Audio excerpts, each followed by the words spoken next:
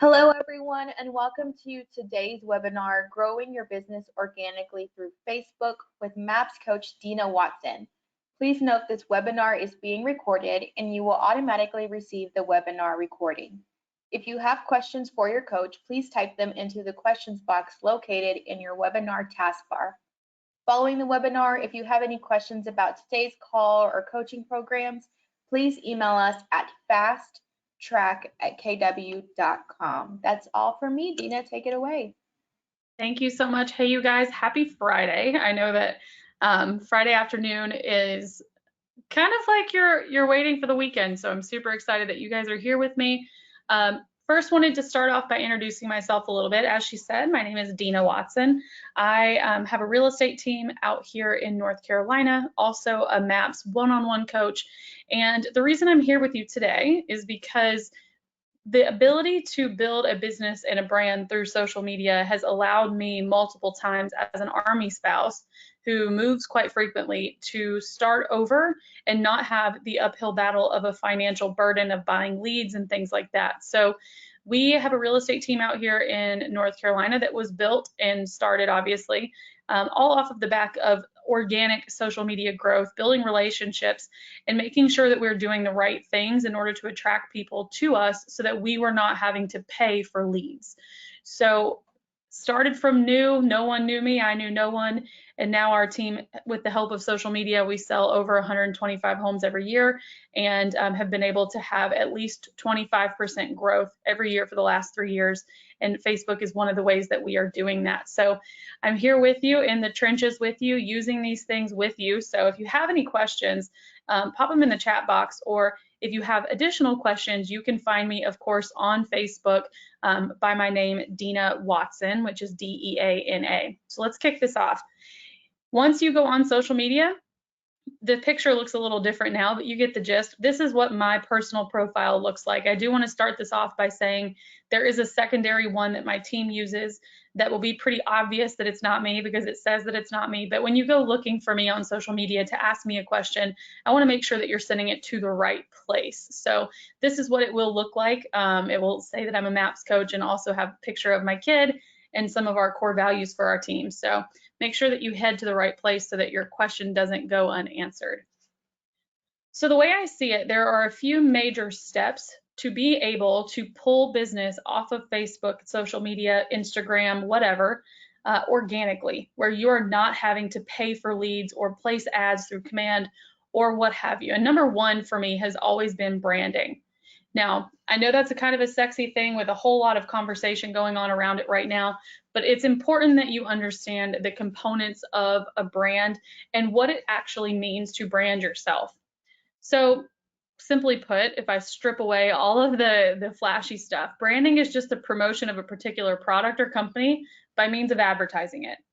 You guys happen to be that product. So on a basic level, branding just means taking certain marketing practices like a name, a symbol, a logo, colors, or what have you, that make you identifiable above everyone else. Now, some of you will say that the social space is a little busy, and I can't tell you it's not. So the point is that branding is going to allow you guys to stand out amongst all of the noise. Think about it like this. Whenever you go and you need a Q-tip, or what is formerly known as a cotton swab, you don't ask for a cotton swab, right? You ask for a Q-tip. Q-tip itself is actually a brand. It's not a product.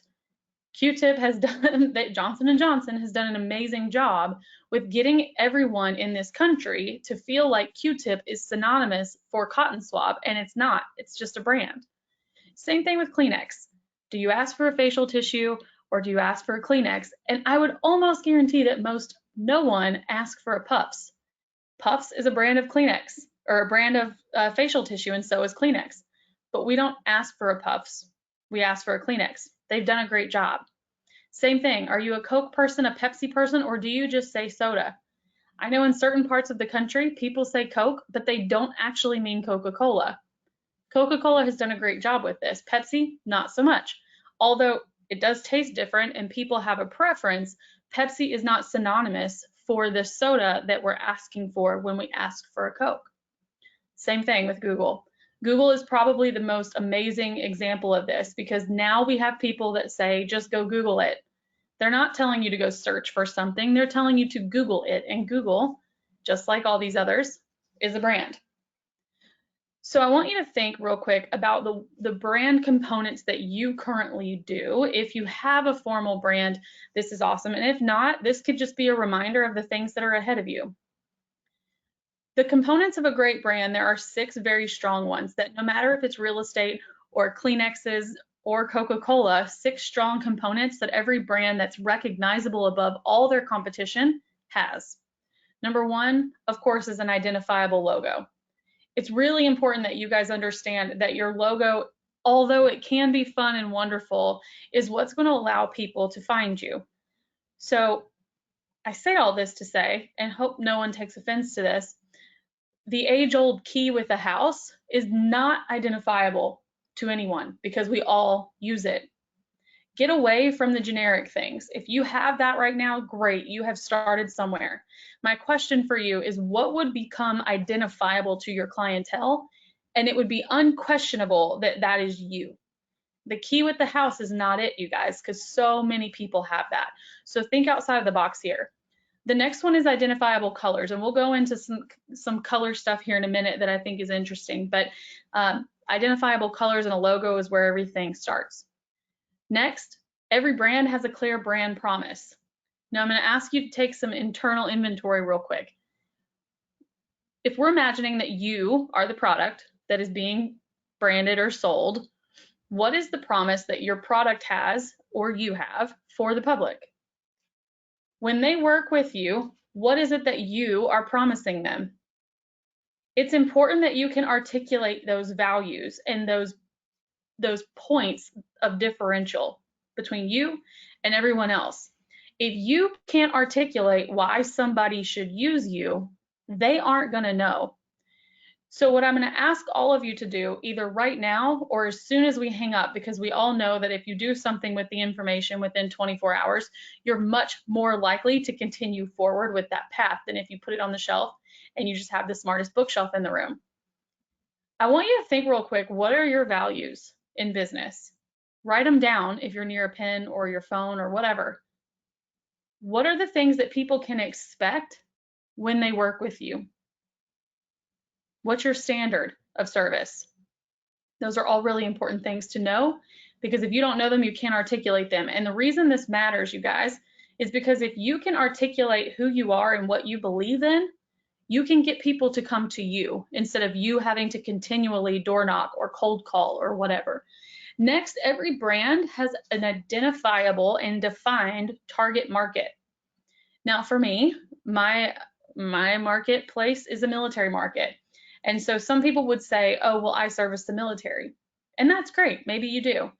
But for me, my husband is a Special Forces Green Beret, and our target market is the special operations community, specifically within the military. Now, if you want to reach out to me outside of this, we can talk about how you drill it down that much. But when you can say in a marketing message enough about what you stand for and who you are wanting to work with, and you can talk enough about what you believe, people come to you. It's really attractive for folks to work with people who believe the way that they do. Next, design consistency. I think this is one of the most violated brand guidelines I have ever seen for real estate agents because our business card will not look the same as our email signature, and our email signature won't look the same as our website, and our website has different fonts than you get the picture. Ideally, if you're wanting to level up your branding and build your organic reach with people, you have to let people see the same thing consistently no matter where they look. That allows you to be identifiable. Last, and most importantly, you're going to have a strategy for how you're going to reach these people. Are you cold calling people? Are you Facebook? Are you Instagram? Are you doing circle prospecting? Are you doing events? I mean, whatever it might be, having a written strategy on how you're going to get there is really important. Step 2, you've got a brand, and now we're going to help you define your audience and your message. Now, before we go into this, I want to make something really clear. What I am not saying is that you're neglecting everyone else. What I am not saying is that you are neglecting everyone else. You are not. The point here is that if you brand yourself and you consistently articulate the message that you want your target to hear, your target rises and the other people fall away. And the reason that's important is because I don't know about you guys, but I cannot imagine having to defend myself on every single appointment. If you feel like you're going to war with every single appointment you are on lately, well, number one, welcome to 2021. That's just the way that it is sometimes. But on top of that, you're working with people you have to prove yourself to. The amount of come list me's or I want to buy with yous that we get is very, very high in relations to the ones we have to work for. And the main reason for that is because we are speaking a clear enough message to the people we want to say it to that those people come to us. I'll give you another example. This webinar is a small slice of a program that we run here at MAPS Group Coaching called 50 Facebook Sales in 50 Weeks. And I'm saying that to say there is a woman that I now coach in Mastery one-on-one who she was the first class I did of this course. She was in it. And she basically said, I'm kind of afraid to define my audience and talk about what I believe because for her, that audience was gun owners. And she didn't want to polarize people because she was always told you should not pick a side, right? And I just asked her the question, I said, what if you did? What if you went all in and that became your brand? That you rebranded your logo, you rebranded your marketing, that you did home defense seminars instead of home buyer seminars, what would happen? And I'll be happy to tell you about a year, we've been coaching a little over a year together now, one-on-one.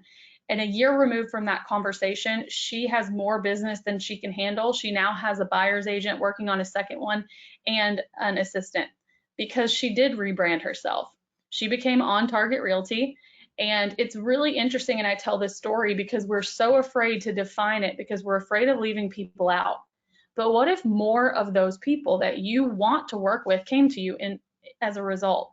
I think it's really interesting if you look at it that way. So what I'm going to have you guys do now on this call, or as soon as we hang up, of course, is define your audience. If you had it your way, let's just close, if you're driving, don't do this, but let's just close our eyes real quick and think about who your ideal clientele is. So specifically, I want you to think of them so specifically you can picture them standing in front of you. What are their traits? What do they do that makes them ideal for you? What do they believe in? Write it down. Now, what if you got to work with those people 80% of the time? You can pop this in the chat box if you'd like, but what would your life and your business feel like if you got to work with those people 80% of the time? And in order to attract those people, you guys have to effectively deliver your message on social media. You really need to know who you're talking to, and in order to know this, you have to be able to picture those people. The more you can define and kind of like boil down that person and you can physically see them in your mind's eye, the more engagement you will get on your posts because you know who you're speaking to. So if you're on social media right now and you're posting things and no one is commenting, liking, or having a conversation with you, you really need to spend some time in this exercise. Because if you are speaking to the people that you've identified as your target, they will want to have a conversation with you. They will want to engage with you. So being able to know who you're wanting to market to is key to not only building great ads through Facebook, but building great organic relationships as well. Think about it like this. Here are some kind of ideas to get you going. How old are they? Now, I'm not saying you're discriminating against the other age brackets, but what I am saying is if you can say my ideal client is 20 to 30, well, what are 20 and to 30-year-olds doing? What are they watching? What are they looking for? What questions do they ask themselves at night when they're trying to fall asleep? Same thing, if you're in the 40 to 55 age group, same questions. What are they struggling with? What do they actually want to know? You guys, posting listings should not be your primary strategy. Honestly, I don't even think it should be your secondary strategy. Answering the questions that keep people up at night that are part of your audience, those are the things that you want to do. I was listening to a podcast this morning and the woman said, I finally figured out how to capture my audience when I realized my audience didn't care about buying a home 94% of the time. Because here's the stat, 94% of your database, your Facebook page, your world is not moving this year. The national average is about 6% of people every single year will move. And so if on Facebook and social media, you're only catering to that 6% because all you're posting about is real estate, you're missing 94% of your opportunity. And that's why this is important. Because if you can speak to 94% of people, when they finally decide it's time to move, they're going to think of you. What are they interested in? Are they needing dog park ideas? Are they looking for the local hotspots? Do you live in a college town and you need to share where the local bars are? I don't know, right? Like those of you who live in like, my brother lives in Florida, so I'm going to use Florida. Those of you who live in areas where there's a high population of retiring people, you should be speaking about the community from the lens of those folks if they are your target audience. Next, what's their socioeconomic status? How much money do they have? Are they in the yacht club or are they at the local backyard brewery? We don't know until you define this audience. And where do they work? I know some people who've built their entire career off working with doctors and nurses, and they basically target all medical facilities. And you can do that, you guys. You don't have to stay one or the other. Every time you guys post anything on Facebook, you're further defining who you are, not just as a business person, but as a human being, and most importantly in this conversation for this webinar, most importantly, your brand. A couple of things to think about. Talk firmly about your beliefs and your core values. Now, caveat to that, do not be polarizing. Talking about what you believe in does not have to be confrontational, it doesn't have to be charging, and it doesn't have to be polarizing. You can just stand up and say, this is what I believe. You don't have to say that I don't agree with the other side or whatever. So some people have taken that out of context and I don't want you to. Avoid the old school sales tactics, provide value. And the only way, honestly, like hope I don't ruffle too many feathers, you cannot effectively provide value for a group of people that you have not identified. I will say it again for the people in the back. You cannot effectively provide value to a group of people you have not identified. Now, why do I say that? A couple years ago, when we went back to the drawing board to further drill down this brand thing here, we started with the military community was our audience. And what I realized, all of you, was that it really wasn't the military service member. It was their spouse that we were working with. We were having conversations with the spouse while the husbands or wives were deployed. We were having conversations with the spouse when they realized that they were getting stationed here. So all of our branding was geared towards the service member, but in reality, who was showing up was the spouse. And so events, instead of, golf tournaments, now have become like what we're looking to do is now become opportunities for social interaction, because it's very, very, very lonely when you move to a place that you've never been with people you don't know. And so when we realized that our audience was not who we thought it was and who was showing up was an entirely different person, we can change our marketing a little bit, right? We can change our events. We can change the things that we do to match that metric. So next thing, speak clearly about your goals. Don't be ashamed of that. If you guys want to take over the world, put on Facebook that you're taking over the world. If you want to sell 100 homes, put on Facebook that you want to sell 100 homes. It's okay. Don't hide behind that. The people who want to help you will show up if they know what they're showing up for. If you can, don't forget, always be positive and upbeat and stay away from drama. Every single morning I post something inspirational.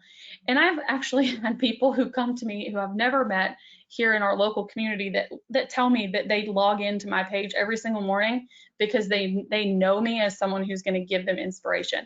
Now, I'm not saying you have to copy that. What I am saying, though, is that stay away from the things that make people feel gross. The drama, the gossiping, the oh my gosh, would you look at this? People will actually go away from you if they don't want to see that stuff. So if you can, Remember what's important to others and not necessarily what you want to see. There are plenty of things that I want to post on Facebook, but I don't, because I don't want it to ruin the image that I've tried really hard to create about who I actually am when I'm not in a bad mood, right? So now that you know your branding and you know who you're speaking to, the third step here is how do you effectively market to those people? Now, of course, you can do lead ads and boosted posts. Those are they're pretty obvious these days. Like you can go into Command, create an ad. You can go into Facebook, create an ad. I got all of that. But before I go into that, I also want you to think about the fact that advertising could just be going into Canva, C-A-N-V-A, or designs in the Keller Williams world and creating something that is a marketing strategy, market updates, or here's the local blog that I've created and here's the link to that. I mean, having a strategy where you're going to be pushing those things out is very important, and it does not have to be paid for. So I'll give you an idea about what I'm referring to. Every single day, I have a rule of what I call the rule of thirds. 1/3 of my post is going to be inspirational or informational. 1/3 of them is going to be completely real estate related. And this is on my personal page, by the way. And 1/3 of that is going to be my personal life. Something I'm going through, things that I'm doing, things I've overcome. My kid, he's almost 4 and redheaded and has a really bad attitude. So it's really fun to to play off of that. But it works well because I get all sections of people looking for real estate, people looking for inspiration, and people who really are just curious about my life. So every single day I follow the rule of thirds. The other thing that is done every single day that is a marketing thing is what we call a 5 by 5 by 5, which we'll get into in a minute, but I'll go ahead and give it to you now. Monday through Friday, this is something I stole from somebody else that works well for everyone, is 5 personal messages. So every day you log in, and part of your first 15 minutes on Facebook would be finding 5 people you can send a personal message to. The next part of it is to be active in 5 different groups on Facebook in your local community, be helpful. And the last part is comment on 5 people's news feeds that are friends of yours on Facebook. And if you guys live by that pretty religiously every single day, 5 days a week for the next 12 months, your database of people that engage with you on Facebook will organically grow, because here's what you're doing. You're hacking the algorithm. The algorithm on Facebook is all about how many people engage with you. That's messages, that's comments, that's shares, that's likes. So if you're posting real estate related things and no one is engaging with it, why don't you try asking a question? The more you can hack the algorithm for more people, the more folks see your stuff. So just to give you a little stat, less than 10% of the people in your friends list ever see anything that you post. I have a lot of people I coach that they'll come to me and say, well, I post about real estate all the time. I don't see how they could have used my brother, sister's cousin to buy that house. And I asked, when's the last time you saw anything they post on Facebook? Well, I don't ever see it anymore. Exactly. Because you guys stopped interacting. And so Facebook determined that you're not important to each other anymore. And doing that 5 by 5 by 5 will help hack that algorithm so more people will see what you're doing. It's all for free too. It's pretty cool. The other option, of course, is to do the lead ads or the boosted posts. Basic difference is that a boosted post is the most low-level basic type of advertising you can do on Facebook if you pay for it. The goal of a boosted post is just to get it in front of more eyeballs, but it is not necessarily going to help drive engagement. The goal of it is engagement. That is not what usually happens though. Most of the time what happens is that boosting a post simply gets it in front of more people, which I don't know about you, but I don't care how many people see it if no one does anything about it. That's not what I'm spending my money for. Lead ads are a more customized way of marketing on Facebook. And of course, this is pretty basic, but if you go into Command and you create an ad, you are effectively creating a lead ad for a lot less money than if you do it through Facebook. So if you're looking to actually get business from the paid advertising realm of Facebook, stop boosting posts. You're just throwing your money out the door. Actually take the time to go in and create an ad that has a funnel where someone registers and they fill out the sheet and it funnels them in to some sort of CRM or into Command or whatever, that will allow you to capture that information so that you can follow up later. Now, the next biggest question that I get all the time is, what are the best and worst times to post? And honestly, frankly, you guys, for those of you who don't currently post on Facebook much, the best time to post is whenever you're actually going to do it. Now, that wasn't sexy enough for a few of you, so I'll tell you the actual numbers. But for the ones of you who don't actually consistently post on Facebook, post anytime until you get used to doing it and then get more specific. But statistically speaking, across the country, weekdays between 1 and 4 p.m. will get the highest click-through ratings on your post. The overall peak time throughout the week is Wednesday at 3. So the reason I'm giving you this is because if you are wanting to be pretty strategic with amounts of folks who are seeing and engaging with your stuff, it's important to post it when they're in front of you. Our team uses a service to post on all of our stuff called Sprout Social. Sprout, like, I don't know, a gardenwood sprout or a sprout that you would eat on a sandwich. Sprout Social is something that we pay for so that it's easier for us to post on all the platforms we have. And Sprout Social will actually give you the best times to post for your local page every single day. It'll show it to you whenever you go in and make posts. So we use that specifically, but generically the information in front of you between 1 and 4 on the weekdays and Wednesday at 3 is statistically the best time throughout the country. Now, the worst times to post are on the weekends before 8 and after 8 because people are asleep or they're out or doing something with friends. So do what you can to keep it off of those times. Now, one of the last things that we're going to go into is what's a group and what's a business page. So some of you are posting on your business pages or what we would call your like page, and you're expecting to get engagement and you're not, so you think it's not working. I want to change your mindset on it real quick. Your business page is not a place that is geared towards engagement, period. So if you're posting there and expecting something to happen that's not going to happen in the first place, you need to shift your perspective on what you should expect from that. So I like to think of a business page as the bus bench or the wrap that you put on the city bus, or those of you who advertise in the grocery store, or, I mean, you get the drift, right? The point is that your name is out there and that you have credibility and a place that people can reference that you're actually a professional. The goal of a business page, Facebook's goal for business pages, is not to build community. So I will tell you, yes, I did sell 50 homes in a year, all for free on Facebook, my first year in the business here in the city I currently live in. And I did none of that with a business page. All of it was done through a group, and we'll talk about that in a second. But if you are going to place ads, you have to have a business page, so we're going into it anyway. Make sure that on your business page that you're consistently posting content that's relevant and valuable. Right now, honestly, you guys, people are using business pages to verify you. So if you're posting all this stuff like I'm the best agent and you should use me, and they go to your page and there's nothing there, there's no reviews, there's no listings, there's no conversations going on, they're like, what the world? Is this person even still in business?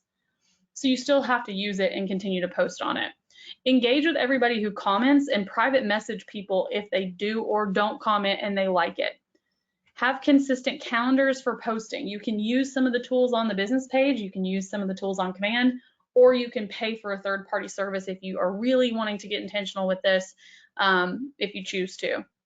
Also, post multiple times a day. If you are not currently posting every day, then just post a couple times a week to get started. Ensure that you're utilizing Facebook stories as well as more of a behind the scenes, moment to moment action thing through your day. Don't spam people with listings all day long. Talk about your community. Introduce some local vendors or some local business owners. Not everyone's looking to buy or sell real estate, right? Think back to that 6% and 94%. 94% of people you know will not move this year. So if all you're posting is to the 6% that do, those odds are not very good for you long term. Don't be negative or isolate anyone unless you're marketing to a micro niche. Micro niche would be like the girl from On Target Realty. She was saying, I'm going to go all in with gun ownership. Cool, then do so. If not, don't post anything that would isolate someone else. Last, don't brag on yourself all the time, you guys. I know this is I'm going to get hate for saying this. This is a very egotistical business. I get it. And real people in the real world don't succeed as much as you say you do. they also fail a lot more than you let people think you do. So the best thing I ever did was to stop posting every single time I sold something. And sometimes I post things that are hard, moments that I failed, things that I really screwed up. And more people now think I'm human.